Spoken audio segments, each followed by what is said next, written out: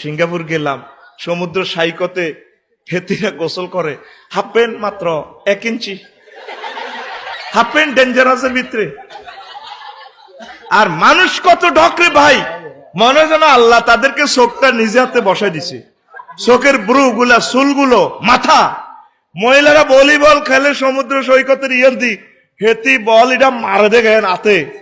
আর মনে হয় 100 আফসারির শক্তি হইতে লোক হইতো না। আসিচ্ছা নেটে যা দেশ অবিকল।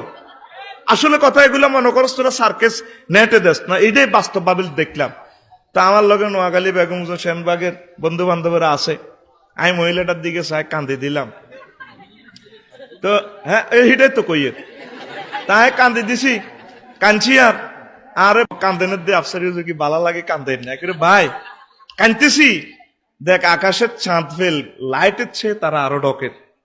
এই মানুষটির আল্লাহ কেমনে রে জাহান নামে জ্বালাইব রে, এই কথাটা চিন্তা করি আমি কানতেছি রে ভাই। মানুষ কত ডকের, সিরিয়ার আম্মাজিরা, মিডিল ইস্টের মানুষ।